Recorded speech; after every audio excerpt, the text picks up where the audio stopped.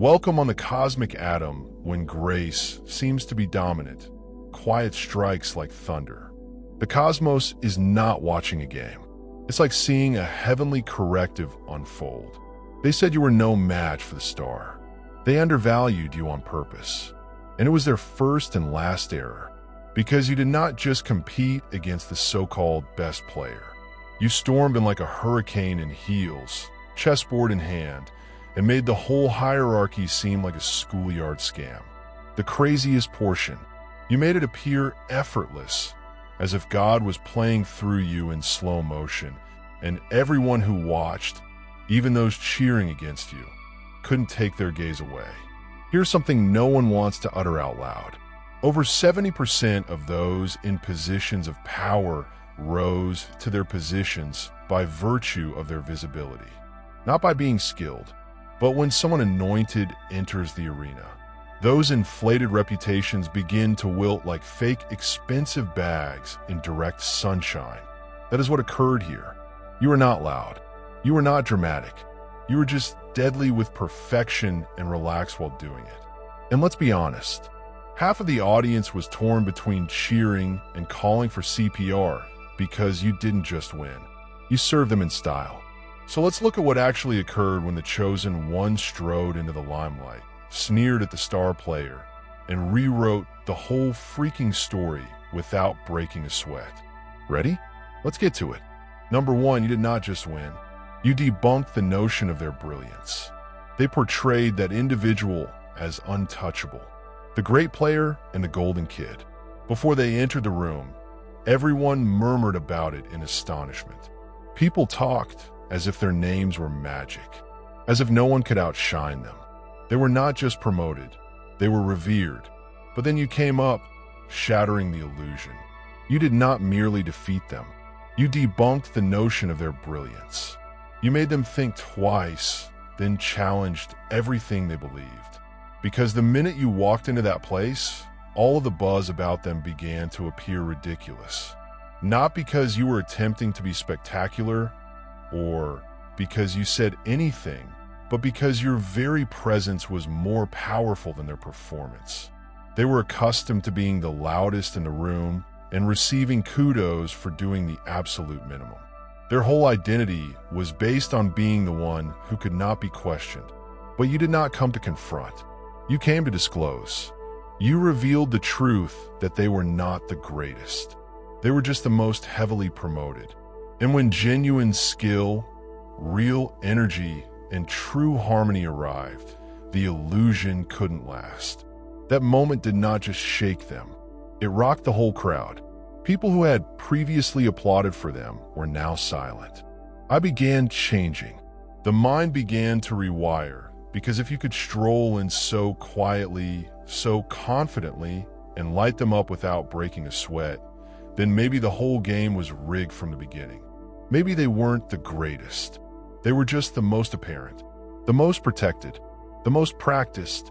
But you delivered genuine power, raw, undiluted, and unaffected.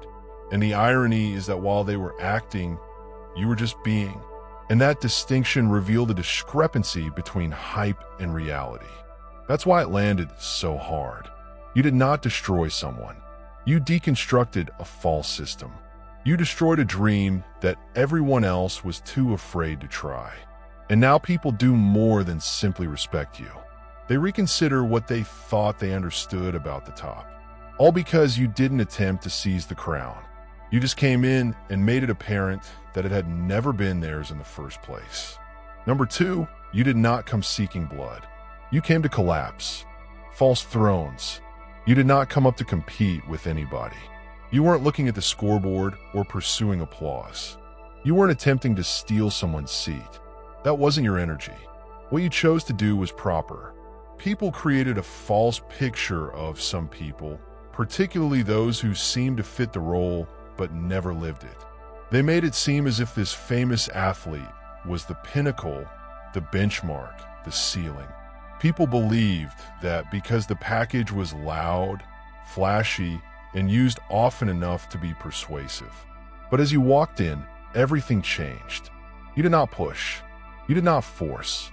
You just showed up in alignment. The truth did the rest. People began to see flaws in the personas they had previously praised. They saw the distinction between someone who was supported by public opinion and someone who wielded authority without the need for a spotlight. That is what you did. You altered the whole frequency without increasing your voice. They assumed this was a competition, but you were not there to outperform anybody. You were there to demonstrate what true alignment looks like, what sheer competence looks like, and what occurs when someone walks in grounded rather than gimmick. You didn't require 10 attempts or sophisticated methods to do it. You handled it in one go with ease, elegance, and precision. People seemed unprepared for the level of presence you brought. It was surgical. You did not insult or offend them. You did not need to. Your enthusiasm alone exposed the deception that the top player had been telling for so long. They forgot what it looked like when a genuine person stepped in. And when it occurred, the illusion surrounding them fell silently but utterly. You fixed the narrative by just being yourself, nor competing for space, nor establishing your value, but just being the truth in a room full of performance. And now they see more than just you. They trust you since you didn't strive to improve. You were demonstrating that the whole setup was never founded on substance to begin with. You did not just win. You disrupted a whole system by being in your power. Number 3, they were famous. You had fire. They were famous. You had fire. That is the distinction that no one discusses. They were surrounded by admirers, sponsorships, and endless adulation. Their name rang out before they even entered the room. They had a platform for followers and a spotlight on lock.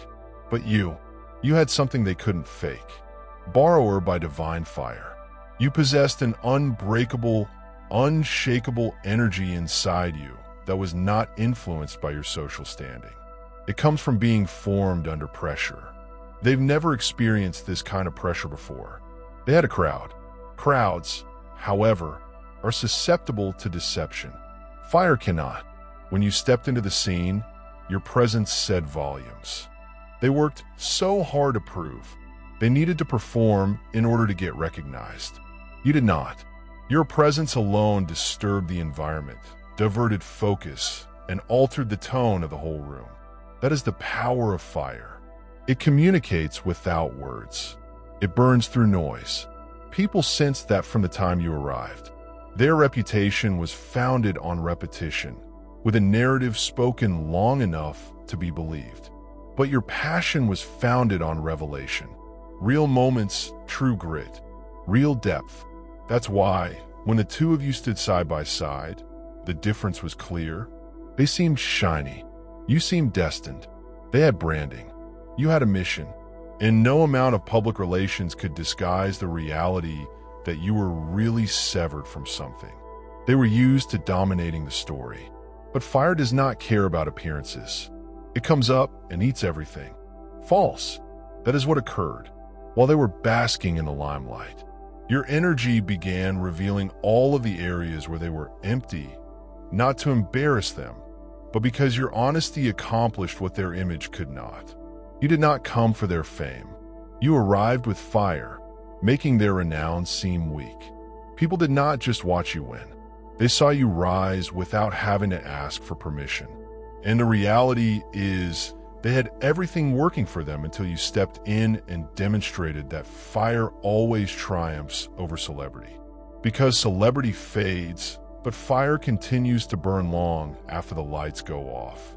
Number 4, you were not competing. You were correcting the story. They assumed you were there to compete, show yourself, and confront the so-called top dog. But it was not your objective at all. You didn't come in and say, "Look at me, I'm better." You intervened to say, "Let us set the record straight." You weren't performing for accolades. You were demonstrating how far off course the story had become. Because somewhere along the way, hype began to replace fact, and people began confusing noise for authority. You came to bring things back to reality. You didn't operate from ego, which baffled them. They're used to individuals fighting for attention, chasing titles, seeking affirmation, and selling watered-down versions of themselves in order to be recognized. But you moved differently. You did not care about the applause. You cared about the alignment. You were there to fix what had been distorted, what had been erroneously exalted and protected by manufactured narratives. They misinterpreted your calmness for weakness. They saw your quiet as insecurity. But you were studying, listening, and seeing how deep the truth had been buried behind preference, power, and charm. And when the moment came, you did not lash out. You performed with accuracy, composure, and a calm assurance that echoed louder than arrogance ever could. Your performance was not motivated by the desire to win. It was a prophetic restart. You were correcting something larger than an individual. You were questioning an untruth that had previously been regarded as gospel. And your movements were not showy. It was clean. It was evident. It was a statement without any yelling.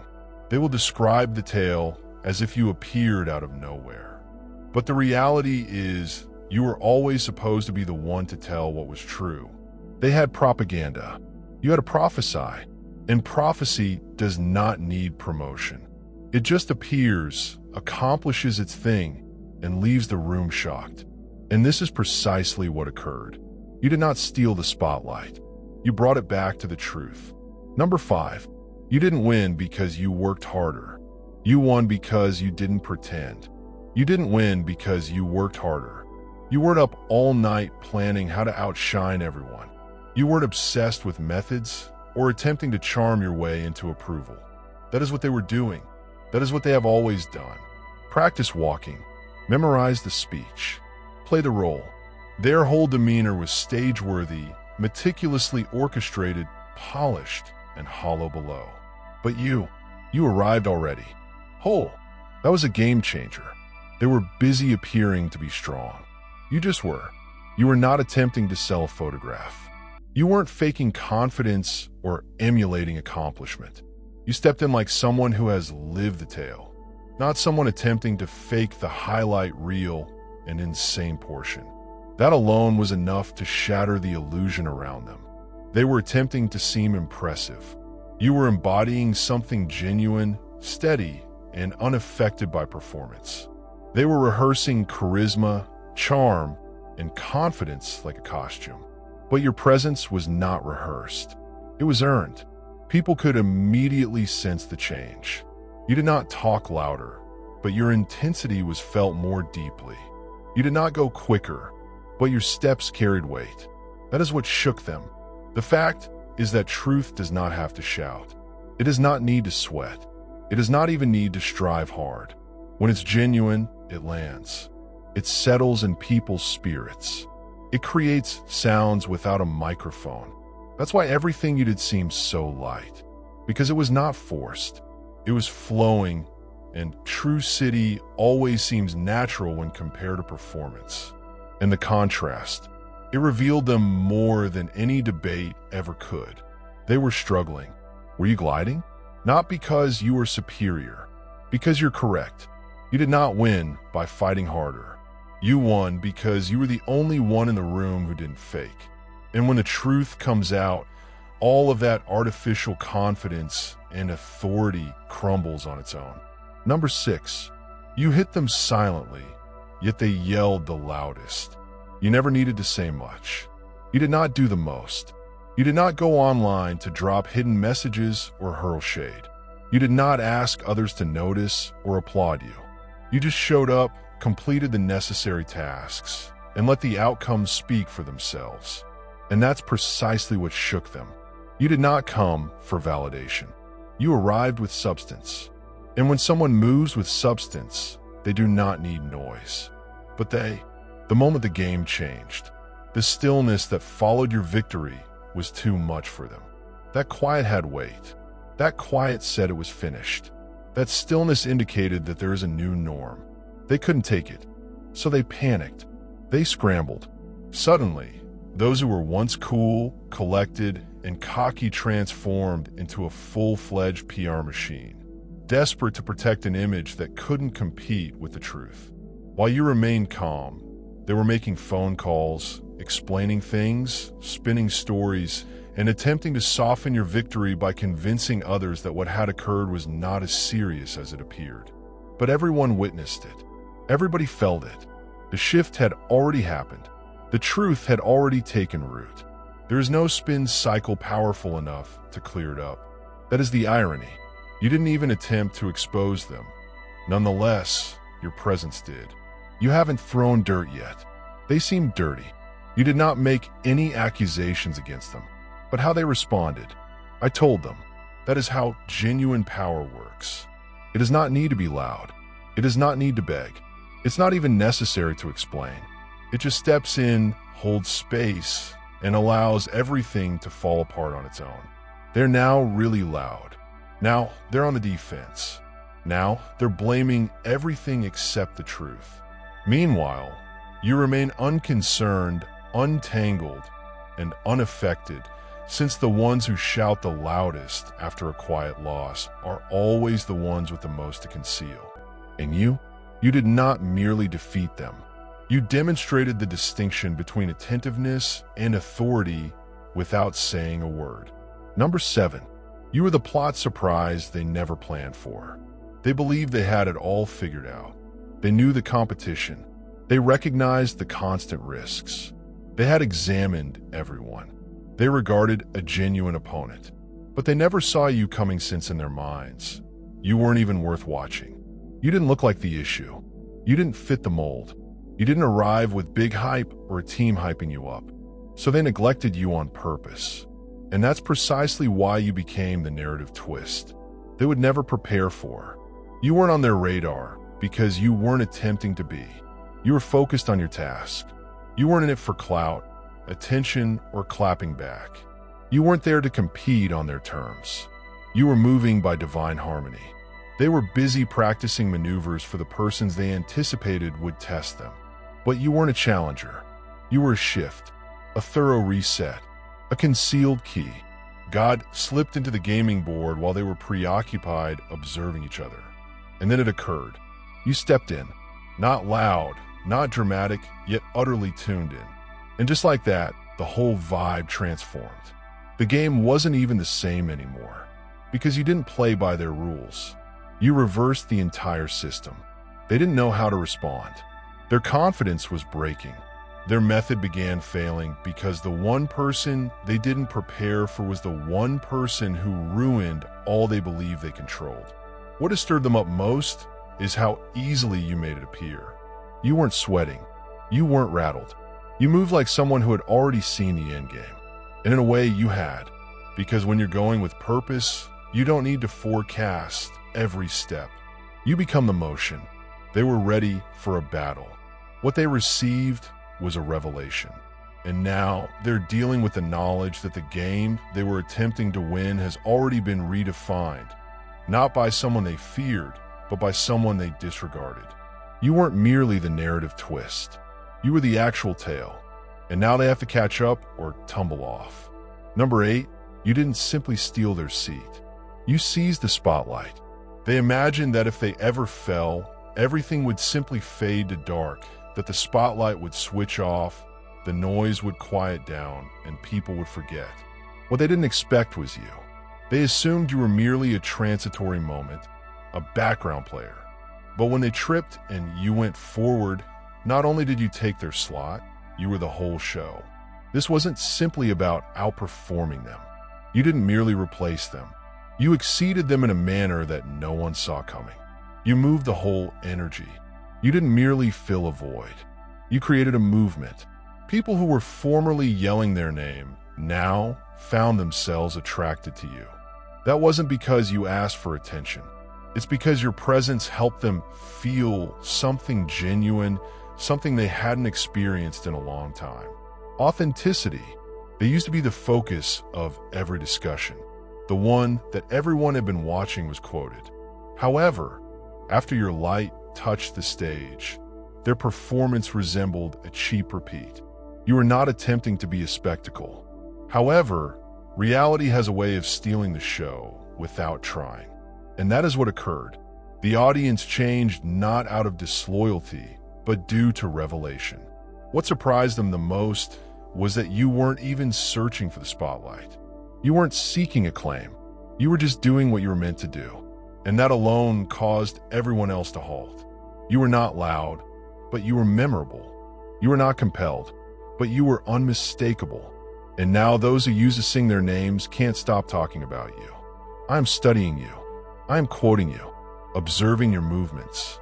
That is the power of divine timing. You did not steal the spotlight. It transferred to you organically. Not because you forced someone out, but because you went in with a greater purpose. And now they are coping with more than simply a loss. They're grappling with the reality that you become the main event despite never auditioning. Number 9, you exposed the image industry. Everything changed in a single minute. Not the game itself, but how it is perceived. Because you accomplished more than merely outperform someone. You have exposed the system. They were held up by the whole machine behind them. Followers used phony grins, tailored posts, and scripted charm. Yet everything began to seem hollow. The truth struck like a silent explosion. People have not been celebrating skill. They have been mesmerized by an image.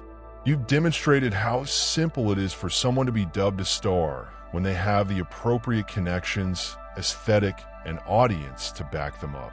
But when someone really lovely arrived into the room, someone who had gone through something and didn't need filters or followers to be effective, the illusion began to fracture. You demonstrated that most of what people applaud is just well-dressed, empty, hype, access, and a performance based on branding rather than backbone. The reality is that you arrived with no fluff, no disguise, and no machine to manufacture your grandeur. What you carried was based on experience from the trenches, from locations that left actual wounds rather than emotional displays. And the scars weren't simply wounds. These were credentials. They demonstrated that you could go through hell and come out unscathed without attempting to impress, just being irrefutable. This is why you rocked the room. You were not shiny. You were grounded. You did not perform. You embody. And that was threatening, because once they noticed the difference, they couldn't stop seeing it. The audience did not just watch you triumph. They began to reconsider who they had been applauding for all along. And that shift, it struck harder than any competitor ever could. You did not just show a person's vulnerability. You discovered a flaw in the whole system, the image business or the culture of surface-level stars. And now your presence has become a silent reckoning. You demonstrated that power based on hype is weak, but strength is formed in quiet through suffering and process. That kind of force does not crumble under strain. It demands respect, even when not under the limelight. Oh, number 10, you didn't just outperform. You prompted them to reassess their whole identities. You didn't just outperform them. You untangled them. Not because you embarrassed them, not because you were attempting to tear them down, but because your very presence altered their perception of themselves. You weren't outspoken about it, but the difference was too stark to overlook. You stepped in totally grounded, truly true, and linked with something real, and they sensed it in their spirit, ego, and image. Suddenly, everything they had created began to shake. They did not just accept the defeat. They suffered a blow to the heart of their identity. Because when someone has constructed their whole self-image around praise, titles, and appearances, and then someone like you comes in quietly, confidently, and without performance, it destroys everything. You did not assault them. You did not disrespect them. However, your sincerity outperformed their praises. It revealed the difference between who they claim to be and who they really are. You pushed a mirror in front of them just by being genuine. And what they saw terrified them. They realized that without the pedestal, the throng, and the continual external approbation, they didn't really know who they were. Their confidence had been borrowed. Their brand was founded on being seen as the greatest, rather than being solid below. And once the crown fell, they had nothing to stand on. That is what actual presence accomplishes.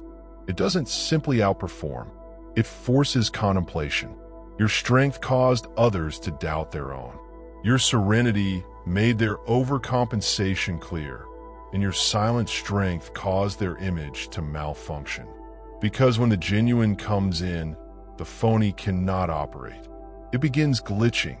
It begins struggling for relevance. It becomes loud, defensive, and exposed. So, no, it wasn't simply a victory. This was a turning point in their self-perception. It made them understand that they were more dedicated to the concept of becoming strong than to really being powerful. You did more than simply steal their limelight. You broke the fantasy. And now they have to find out who they are without it. Number 11, they played for applause. You played for alignment. They were pursuing applause. Every move they took was intended to elicit a response, likes, claps, and praise from the audience. Everything they accomplished needed to be noticed, applauded, and reposted. Praise was important to their identities. So they performed continually, smiling when they didn't mean it, flexing when they felt empty, and over-delivering in order to remain relevant.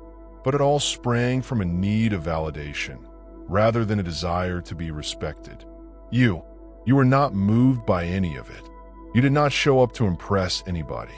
You arrived in alignment, and every move you made had a purpose. Everything you uttered had weight. You did not need applause to know you were effective. You were not waiting for applause to feel worthy. Your purpose was internal, not performative. And that's what made it so effective. You weren't trying to be noticed yet. You could not be ignored. They seemed exhausted and desperate, even though it is tiring to continually seek praise. It is exhausting to perform all the time, to constantly be on. Always consider how you are regarded. Always feeding an image. You didn't feel that pressure. You were not acting. You were just being. And the elegance with which you walked made it clear that you were not struggling. You were flowing. You did not need to yell.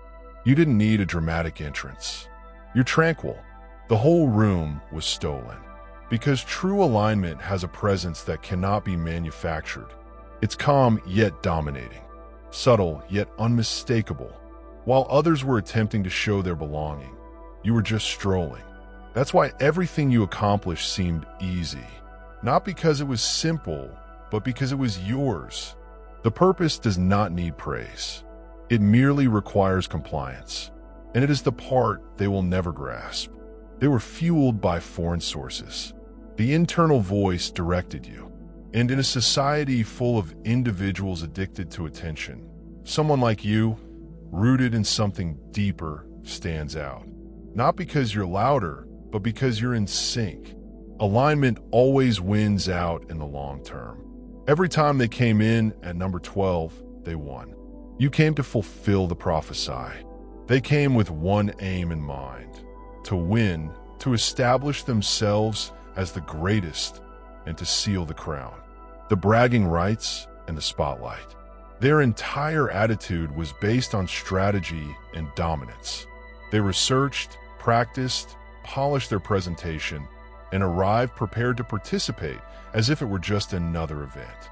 However, this was their most significant flaw. They didn't realize it wasn't simply a competition. It was a magnificent setting.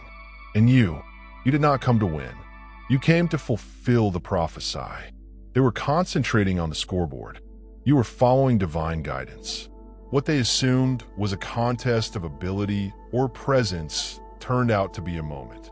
Heaven had previously arranged. They were hunting a crown. But you claimed a calling. That's why the vibe altered when you came. You weren't acting with ambition. You were walking an assignment.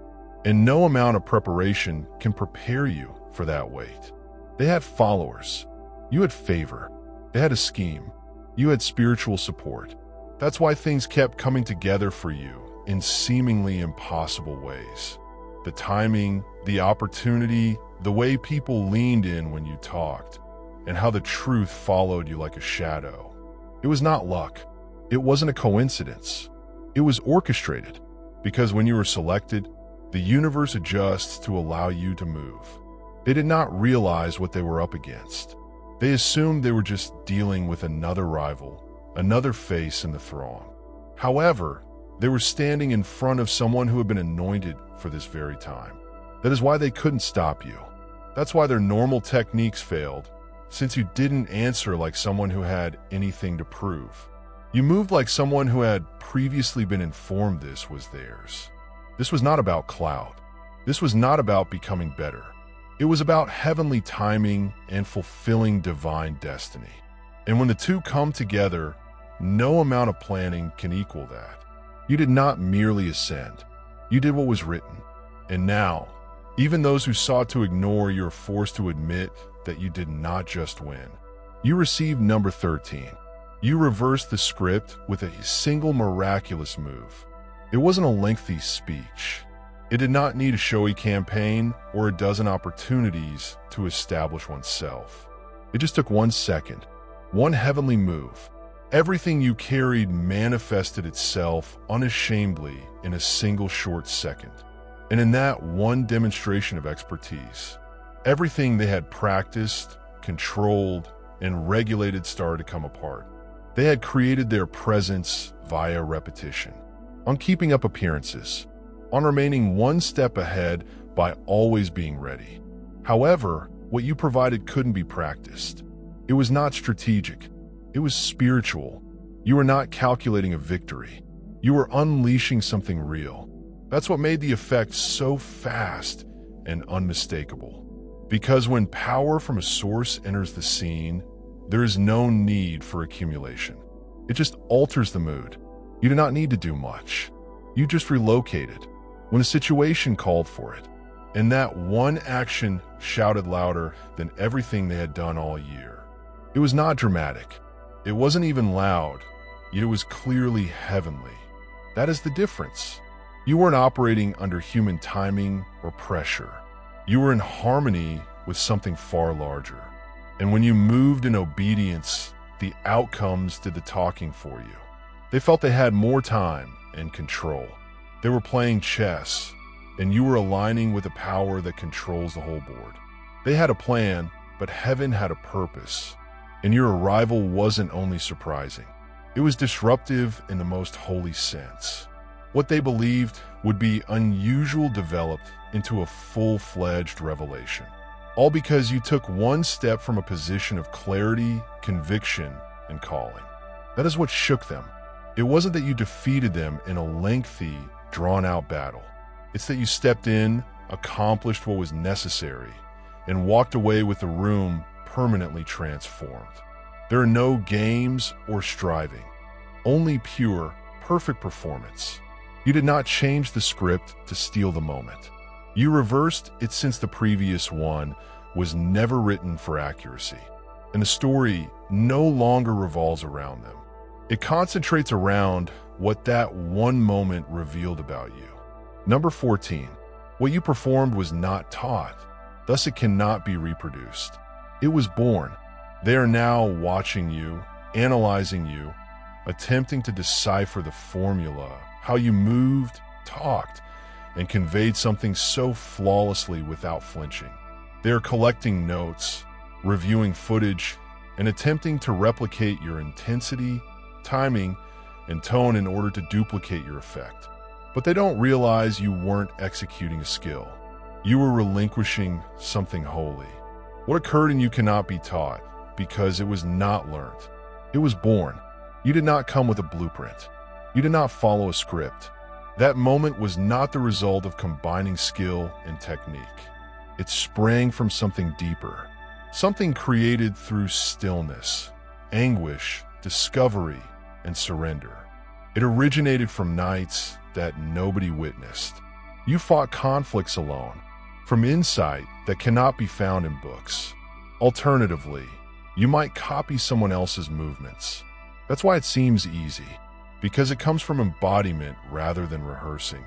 They are attempting to reverse engineer what cannot be copied. They may copy the expression, but they can never carry the weight since the strength of that moment was not derived from cleverness. It resulted from a call. It resulted from alignment with a time-sensitive, heavenly task for which you were selected. That type of moment occurs only when heaven says now, not before or after. And no amount of preparation can compensate for being in position when the time comes. They hope that repetition will provide them with the same benefits that revelation did for you. But it wasn't just about performance. This was time transcendence, a miraculous convergence of who you'd become and what the world needed to witness at that precise moment. And that kind of synergy, it cannot be replicated since it did not originate from outside of you. It sprung from the fire inside you. Let them mimic the surface. Let them practice the style. It will never be the same because, while others strive to replicate a moment, you are living a prophecy. Furthermore, prophecy cannot be reproduced. It is completed once with weight, accuracy, and your name inscribed all over it. Allow them to speak. Let them scurry. Allow them to rewrite what just transpired. But the reality remains undisturbed. You did not just win. You reimagined what victory looks like. You were not playing their game. You were instructed to flip the whole board. You accomplished it without making a fuss, stroking your ego, or seeking affirmation. You accomplished it with exact alignment and power. They are still unable to explain. You did not need to boast. Your movements conveyed the message. You didn't have to cast shade. Your presence exposed the darkness. You didn't need to fight nasty, scream for attention, or prove anything to anybody. Because when the truth appears, clothed in beauty and fire, even the loudest falsehood becomes mute and falls. It did. They assumed this was a competition, but you showed them that it was a correction. They were after clout, but you stepped in, carrying and calling. And suddenly the whole mood has transformed. People don't just see you, they empathize. They know the difference, the depth, the authenticity that cannot be faked, rehearsed, or marketed. Because what you delivered was not a moment. It was a destined move. And this is the part they will never be able to duplicate. You did not come to impress. You came to fulfill. That's why everything flowed. That's why everything lined up.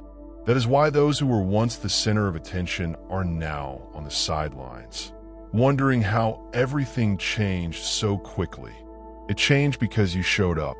And when a chosen one marches in full strength, perfectly aligned and completely unconcerned, everything collapses, every phony crown falls, and light spontaneously seeks its proper source. So move openly. You did not take over. You have taken your spot. And the spotlight, it was not stolen. It recognized the residence. If this statement triggered anything in you, do not just scroll away as if nothing happened. This did not happen at random. You were supposed to hear this. So don't hoard this energy for yourself. If you experience that power, please like the video. Comment here to show the world that you're not only watching, but also participating.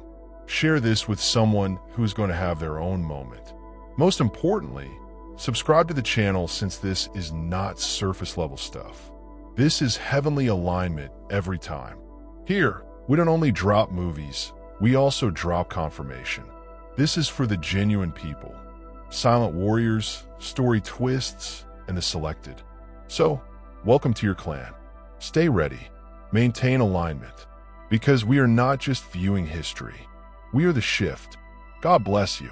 Dear viewers, your support through Super Chat and membership is the only source of income that keeps this channel running. If you want me to continue uploading valuable content without delays and to stay motivated in providing you with the best wisdom, I need your help. Every contribution, big or small, makes a huge difference. Feel free to donate and support Pure Wisdom so we can keep growing together. Your generosity keeps this journey alive. If you're enjoying the content on Pure Wisdom and find value in the messages we share, I encourage you to subscribe. Based on the latest analytics, 93.9% of viewers are watching without subscribing. By subscribing, you not only stay updated with new content, but also support the channel's growth, allowing us to continue spreading wisdom for the chosen ones. Hit that subscribe button and turn on notifications so you never miss an important message. Let's build this community together.